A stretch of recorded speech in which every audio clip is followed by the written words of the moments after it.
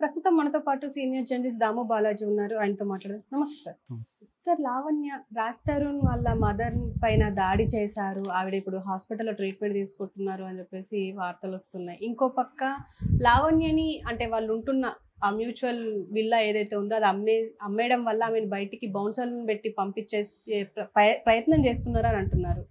ఎలా చూడొచ్చు అంటారు సార్? అంటే ఈ దాడిని ఎలా చూడొచ్చు అంటారు ఫస్ట్ ఆఫ్ ఆల్? అంటే గత ఒక నెల నుంచి మళ్ళీ రివైవ్ అయింది వీళ్ళిద్దరు కూడా. దానికి ప్రధాన కారణం ఏంటంటే అక్కడ కోకాపేటలో పుప్పాలగూడ దగ్గర ఒక విల్లా గొడవ అనమాట. ఇది యాక్చువల్గా వీళ్ళిద్దరూ 11 సంవత్సరాల పాటు లివ్ ఇన్ రిలేషన్షిప్లో ఉన్నారు, పెళ్లి చేసుకోలేదు అనేది మనకు వస్తున్న సమాచారం. బట్ ఆ అమ్మాయి నాకు పెళ్ళి అయింది అంటుంది, కానీ దానికి సంబంధించిన ఆధారాలు అయితే అమ్మాయి ఏం బయట పెట్టలేదు. సో ఆ వీడియో ఒకటి బయట పెట్టింది. ఆ వీడియోలో కూడా మీరు కలిసి పిల్లల్ని కానుండి అన్నట్టుగా ఉంది. అది కూడా కట్ చేసి పెట్టింది. తర్వాత శేఖర్ భాష త్వరలో పెళ్లి చేసుకొని పిల్లల్ని కానుండి అనేది కంప్లీట్ వీడియో ఉంది. సో క్లియర్గా వీళ్ళకి ఇద్దరికైతే పెళ్ళి అయితే కాలేదు, కానీ కలిసి ఉన్నారు. కలిసి ఉండడానికి కూడా సుప్రీంకోర్టు కూడా ఒక రకమైన పెళ్లి కానీ, అంటే పెళ్లితో ఈక్వల్ రైట్స్ ఉండకపోయినా మ్యాక్సిమం రైట్స్ ఉంటాయి. సరే, ఏదేమైనా వాళ్ళు బ్రేకప్ అయితే అయింది. బ్రేకప్ తర్వాత అమ్మాయి అతని కోసం కొట్లాడింది. అతనికి వేరే అఫైర్, మాల్వి మల్హోత్రా ఇలాంటి వాళ్ళతో అఫైర్లు ఉందని ఆరోపించింది. దాని తర్వాత శేఖర్ భాషని షాడో ఫైటర్ లాగా దింపాడు ఎవరు, రాజ్ తరుణ్. సో శేఖర్ భాష వచ్చి అప్పటి వరకు ఈ అమ్మాయికి ఉన్న సింపతిని ఒక్కసారిగా ఉల్టా పల్టా చేసేసాడు. సో ఈ అమ్మాయికి కూడా మల్టిపుల్ అఫైర్స్ ఉన్నాయని గతంలో అతని పేరు మస్తాన్ సాయి మీద కూడా సేమ్ ఇట్లాంటి కేసు, పెళ్లి చేసుకున్నాడు, మోసం చేశాడని కేసు పెట్టడం. అట్లాగే ఇంకొక వేరే వాళ్ళతో కూడా అఫైర్లు ఉన్నాయి. అట్లాగే డ్రగ్స్ ఇవన్నీ అతను బయట పెట్టడం జరుగుతుంది. సో అక్కడి నుంచి ఇది ఒక వెబ్ సిరీస్ లాగా నడుస్తుంది. లేటెస్ట్గా ఏంటంటే ఈ విల్లా కోసం గొడవలు మొదలైనట్టు కనబడుతుంది.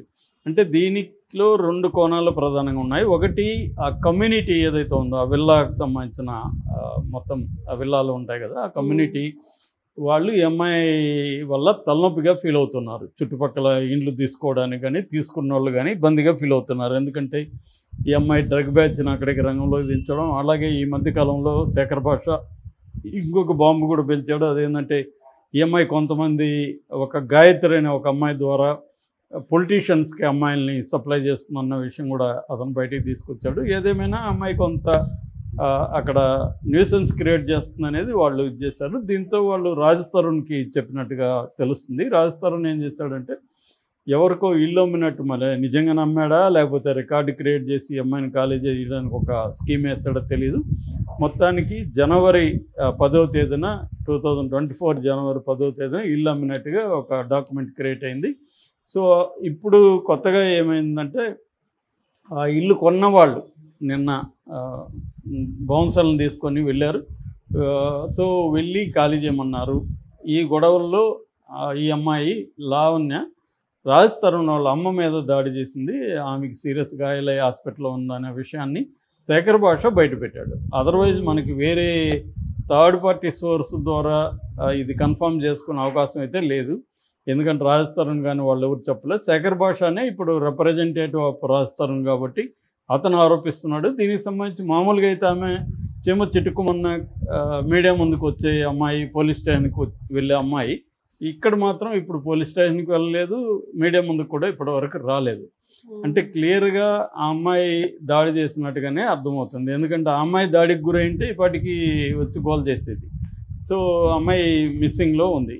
మధ్యలో కూడా అమ్మాయి ఏం చేసింది, ఎప్పుడైతే ఇల్లు కాలేజీ వెళ్ళినట్టు కొత్తగా ఒక థియరీ బయటికి తీసుకొచ్చింది. అదేంటంటే ఇది అప్పుడు మేము 1.5 crore కొన్నాము, ఇప్పుడు అది 12 crores. అప్పుడు కొన్నప్పుడు నేను 70 లక్షలు మా నాన్న డబ్బులు పెట్టాను, సో ఈక్వల్ షేర్ నాకు ఉందని చెప్తుంది. ఇంత క్యాలిక్యులేటెడ్గా ఫైటింగ్ స్పిరిట్ ఉన్న అమ్మాయి 70 lakhs పెడితే ఇద్దరు పేరుతో రాయించుకునేది కదా ఇల్లు. కనీసం మామూలుగా అయితే నా పేరుతోనే రాయమని అడిగేది. సరే, కనీసం వరస్ట్ అయింటే జాయింట్ దీని కింద ఓనర్షిప్ కింద ఉండాలి అని డిమాండ్ చేసి ఉంటుంది కదా. మరి ఎందుకు రాజ్ తరుణ్ పేరు మీద ఇల్లు ఉంది అంటేనే ఇక్కడ సంథింగ్ ఇది రాంగ్ అనేది అర్థమవుతుంది. సో ఏదేమైనా మోరల్గా మనం ఏ స్టాండ్ తీసుకోకపోయినా లీగల్గా అయితే అది రాజ్ తరుణ్ ఇల్లు తప్ప ఈ అమ్మాయికి ఏమీ రైట్ లేదు. ఒకవేళ రైట్ ఉంటే లీగల్గా పోయి కొట్లాడుకోవాలి. కాకపోతే ఇక్కడ ప్రాపర్టీ డిస్ప్యూట్స్ అంతా ఎలా ఉంటాయంటే పొసెషన్ ఎవరి దగ్గర ఉంది అనేది చాలా ఇంపార్టెంట్ లీగల్ దీనికంటే కూడా పొజిషన్ కంటే కూడా. అందుకని ఏం చేస్తారంటే చాలామంది ఆ ఇంట్లో ఉండిపోతారు, వాళ్ళని ఖాళీ చేయడానికి. సో అది మాకు అనవసరమైన ఇబ్బంది అవుతుంది. మీకు సంబంధించిన ఎవరైనా అక్కడ ఉంటే అప్పుడు మేము ఖాళీ చేయించడం ఈజీ అవుతుందని రాజ్ తరుణ్కి వాళ్ళు చెప్పినట్టుగా తెలుస్తుంది. దాంతో రాజ్ తరుణ్ వాళ్ళ అమ్మ నాన్న అక్కడికి వెళ్ళమని చెప్పాడు. సో లేకపోతే వాళ్ళు పోయి అమ్మాయి దగ్గర ఇబ్బందులు పడతాయి, ఎందుకు ఉండాలి అక్కడ. సో అందుకని వెళ్ళారు వాళ్ళు. సో వెళ్ళినప్పుడు ఖచ్చితంగా ఈ అమ్మాయి వాళ్ళని ఇబ్బంది పెట్టడానికి ట్రై చేసింది. దాంతో వీళ్ళ తరపున కూడా కొంతమందిని సోషల్ యాక్టివిస్టులు కావచ్చు, లేకపోతే రౌడీల టైప్లో కొంతమందిని రాజ్ తరుణ్ తరపున తల్లిదండ్రుల తరపున కూడా రంగంలోకి దించారు.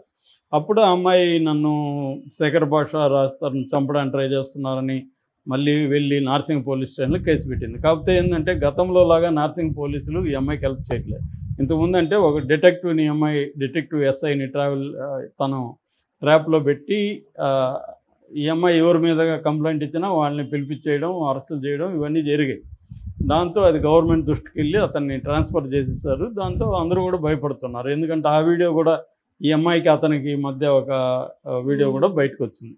సో ఈ కండిషన్లో ఆ అమ్మాయి ఏం చేసిందంటే ఒక కొత్త థియరీ ఒకటి కనిపెట్టింది. అదేంటంటే ఒక రాజకీయ నాయకుడు వీళ్ళని మాకు అప్పు ఇచ్చాడు 55 లక్షలు, రాజకీయ నాయకుడికి సంబంధించిన ఒక మంత్రికి సంబంధించిన బంధువులు కావచ్చు, ఆ వ్యక్తులు మంత్రికి సంబంధించిన వ్యక్తులు 55 లక్షలు అప్పు ఇచ్చారు. సో అందులో నేను 15 lakhs తీసుకున్నాను, మిగతా 40 lakhs రాజ్ తరుణ్ తీసుకున్నాడు, వాళ్ళు ఇప్పుడు రాబోతున్నారనే ఒకటి ఇచ్చారు. దాంతో శేఖర్ భాష ఏం చేశాడంటే శ్వేత అనే ఒక అమ్మాయి తనకు ఫోన్ చేసిన ఆడియో బయట పెట్టాడు. ఆ ఆడియోలో ఏముంది, శ్వేత చెప్తుంది గాయత్రి అనే ఒక అమ్మాయి ఉంది, ఆ అమ్మాయి కలిసి లావణ్య కలిసి కొంతమంది పొలిటీషియన్స్కి ఈ అమ్మాయిని సప్లై చేస్తున్నారని చెప్పేసరికి దాన్ని తను ఎలా లింక్ చేశాడంటే ఈ అమ్మాయి చేత అమ్మాయిల్ని సప్లై చేసుకున్న మినిస్టర్ ఎవరో బయటకు వస్తే నాకు చూడాలని ఉంది అన్నట్టుగా ఇతను దానికి ఒక ఎత్తేసాడు. దాంతో మరి ఈ అమ్మాయి ఎవరినైనా అరేంజ్ చేసిందేమో రమ్మని, కానీ వాళ్ళు రావడం మానుకున్నారు. దాంతో ఈ అమ్మాయికి కార్డ్స్ ప్లే చేయడానికి కార్డ్స్ లేకుండా పోయింది. అప్పుడు ఇతను ఏం చేశాడు రాజ్ తరుణ్, ఈ నాటకమా లేకపోతే నిజమా తెలియదు, మొత్తానికి ఈ స్కీమ్ వేశాడు. ఆ స్కీమ్ ఏంటంటే నేను ఆల్రెడీ ఇల్లు అమ్మాను వేరే వాళ్ళకి, ఆ ఇల్లు వాళ్ళు వచ్చి ఇప్పుడు దీన్ని ఆక్యుపై చేస్తారు. సో వాళ్ళు వెళ్ళినప్పుడు ఈ అమ్మ మీద దాడి చేసింది అనేది ఇప్పుడు వస్తున్నాయి. అంటే ఈ గందరగోళంలో ఏంటంటే ఇదంతా కూడా మనం ప్రత్యక్షంగా వాళ్ళ మధ్య ఉంటే కానీ మనకు తెలియని కన్ఫ్యూజన్లు చాలా ఉన్నాయి. ఏదేమైనా దీని నుంచి మనమేమి నేర్చుకోవాలి, విన్నోళ్ళు ఏమి నేర్చుకోవాలి అనుకున్నప్పుడు ఏంటంటే ఒక రిలేషన్షిప్ అనేది ఈ అమ్మాయిలు అబ్బాయిలు పెట్టుకుంటున్నప్పుడు క్లారిటీతో స్టార్ట్ అవ్వాలి రిలేషన్షిప్ బిగినింగ్లోనే. అంటే బిగినింగ్లో ఏంటంటే అంత మంచిగా ఉంటుంది, నీకోసం నేను ప్రాణం ఇస్తా, నా కోసం నువ్వు ప్రాణం ఇస్తా టైప్లో, బుజ్జి తిన్నావా చిట్టి భోంచేసావా టైప్లో నడుస్తాయి. కానీ తర్వాత గొడవలు స్టార్ట్ అవుతాయి. అందుకని ఏంటంటే దీని నుంచి నేర్చుకోవాల్సింది రిలేషన్షిప్లో ఒక పర్మనెంట్ రిలేషన్షిప్లోకో లేకపోతే కొంత దీర్ఘకాలిక రిలేషన్షిప్లోకి ఎంటర్ అవుతున్నప్పుడు క్లారిటీ ఉండాలి, where it ends, so how it ends. ఇది క్లారిటీ లేకపోతే వీళ్ళిద్దరి మీద కూడా క్లారిటీ లేదు. క్లారిటీ ఉంటే గొడవలు రావు. అందుకనే ఈ మధ్య ఏం చేస్తున్నారంటే చాలామంది ముందుగానే రిలేషన్షిప్ అప్పుడు అగ్రిమెంట్లు రాసుకుంటున్నారు, ముఖ్యంగా పెద్దవాళ్ళు. ఇప్పుడు నాగార్జున కూడా అది రాసుకున్నాడనే వార్త బయటకు వచ్చింది సమంత పెళ్లి చేసుకున్నప్పుడు. అట్లాగే మన ట్రంప్ కూడా అలాగే చేశాడు ఇవంకాని పెళ్లి చేసుకున్నప్పుడు.